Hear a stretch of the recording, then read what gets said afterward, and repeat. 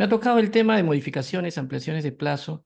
Quería iniciar comentando el artículo 63.3 de la nueva Ley de Contrataciones Públicas, 32069, que indica en su numeral 63.3 son supuestos para la modificación del contrato, la ejecución de prestaciones adicionales, la reducción de prestaciones, las autorizaciones de ampliación de plazo, así como la modificación de hechos sobrevinientes, ¿no? Y otros contemplados.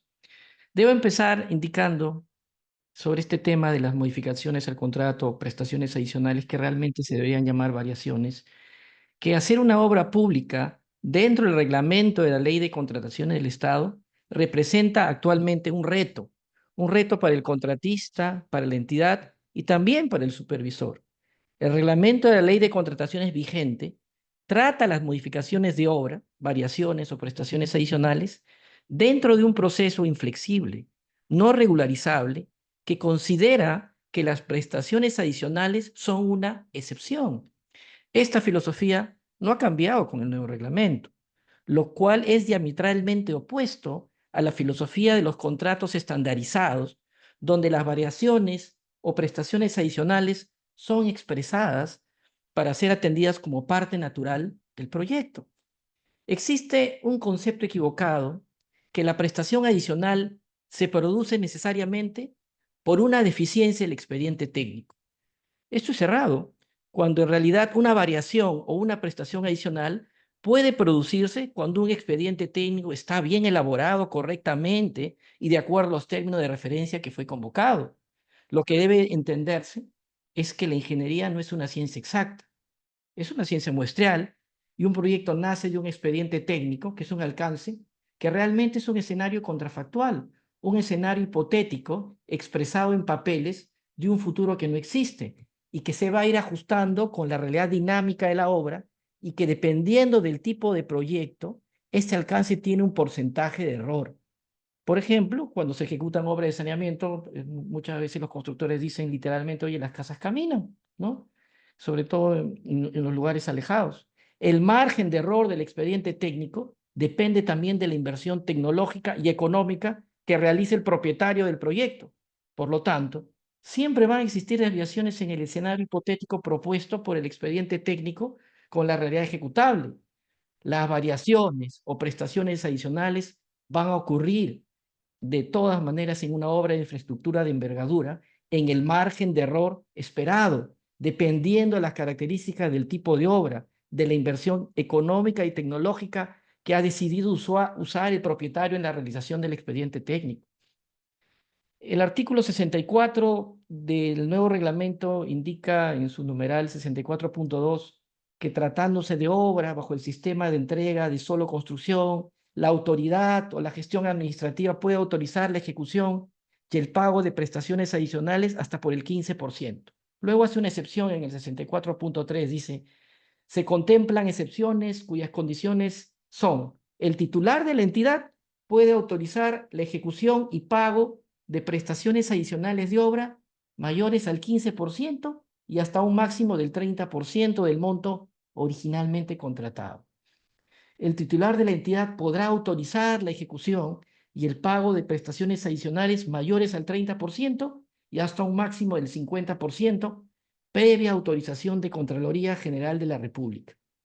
La pregunta es, ¿el límite del monto es una solución? ¿Beneficia realmente la participación de la Contraloría en este aspecto?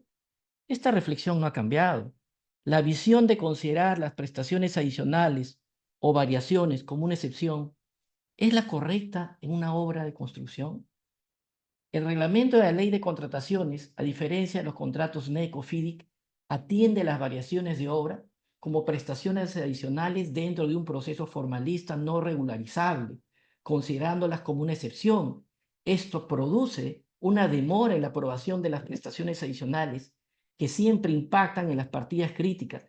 Esta demora ha generado extensiones en el término de obra cuyos gastos generales lo ha terminado pagando la misma entidad propietaria del proyecto.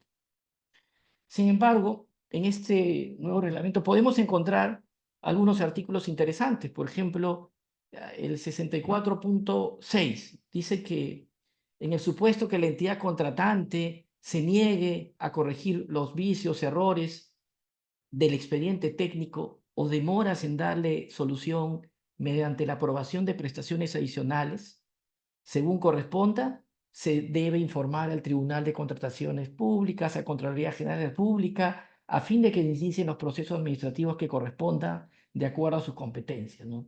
Se está proponiendo en el escenario llevarlos a una responsabilidad a las entidades en caso de demora, en corregir vicios o errores en el expediente técnico o darle una solución. Este párrafo es muy interesante y hay que analizarlo con mucho cuidado. Sin embargo, también podemos ver que a veces estos hechos participa el supervisor. Yo soy adjudicador y he visto a veces cómo las observaciones sobre las modificaciones planteadas por el contratista son observadas por formalismos no esenciales, como colores en los planos, número de copias en los planos, que hace que se demore la aprobación de la prestación adicional, de paso que el contratista la alarga con el propósito a veces de conseguir un mayor plazo. Este es el efecto Neymar, ¿no? Estos jugadores de fútbol que cuando te tocan y se tiran al piso. Pero es un tema interesante para analizar y esperamos que este remedio no sea peor que la enfermedad y vaya en un sentido positivo. Otro artículo interesante es el numeral 64.7 del reglamento que dice, en el caso de obras que utilicen contratos estandarizados de ingeniería y construcción, las modificaciones que incidan en el monto contractual no pueden exceder el 50%. ¿Será conveniente trasladar excepciones propias de la ley de contrataciones a los contratos estandarizados que ya tienen su propia filosofía en atender las modificaciones de obra de manera flexible y volverlas más rígidas? Es un tema para reflexionar. Respecto a la supervisión, bueno, la supervisión de obra cada vez tiene más retos. Ya la supervisión de obra actualmente, el jefe, la gestión de riesgos, asiste a las visitas de la JRD, lo veo invitado a las audiencias, cada vez que hay desacuerdos, siempre la entidad lo invita, a veces. El supervisor es encargado de dar el certificado de conformidad de obra, tiene responsabilidad de vicios ocultos en la misma temporalidad que el constructor. Ahora el artículo 62.2 tiene dos nuevas responsabilidades, por decirlo así, ¿no? El 62.2 indica que el supervisor debe informar a la entidad sobre todos los actos que pueda poner en riesgo la correcta ejecución y culminación de la obra bajo responsabilidad. El siguiente, el 62.6, dice que el supervisor es responsable administrativa, civil o penalmente, úselo, por los hechos de su autoría o acciones de inducción al error conforme a la normatividad de la materia. Se está volviendo un reto para los supervisores de obra y espero que no se desaliente la participación de buenos supervisores en el mercado, ¿no? Finalmente considero que hay cosas que mejorar a futuro. Estamos en el camino. El futuro reglamento a publicarse es un reto para mejorar nuestra obra pública. Hay que ponerle fuerza. Hay fortalezas, pero también hay debilidades, ¿no? La aparición de la JRD y del BIM están dando resultados, pero también está el reto de la capacitación y experiencia en las entidades, contratistas y supervisores y órganos de control, que es muy variable, ¿no? A lo largo del país. Todos deberíamos estar en una reflexión continua y aprendiendo. Yo tengo más de 25 años en este rubro, pero a veces me encuentro con algunas personas que inclusive trabajan en los órganos de control que tienen un año laborando y se consideran súper expertos en el rubro y que tienen la razón y la verdad no real, según ellos. Y no pueden entender que hay mucho que reflexionar para mejorar. Muchas gracias. Nuevamente unas felicitaciones a los organizadores por su distinguida labor en la difusión, especialmente de medios de resolución de conflictos como la JRB. La ley de contrataciones y el desarrollo de esta siempre va a tener fortalezas y debilidades. Estamos avanzando en el camino. Un aporte grande fue la inclusión de la tecnología vía el BIM y la inclusión de mecanismos de resolución de conflictos como la JRD, el esfuerzo del grupo humano de personas que han logrado poner en el escenario estos medios de resolución de conflictos como el JRD, ahora los contratos estandarizados que contiene la DAP, la tecnología a través de las metodologías BIM, que se están volviendo un ejemplo en América Latina y que pese a sus problemas seguimos difundiendo y remando en este camino. Es cierto que existe la necesidad de un trabajo evangelizador y cambios de paradigma, pero ya se observa cómo se extiende inclusive el mecanismo de la JRD al lado privado que están preguntando por este sistema.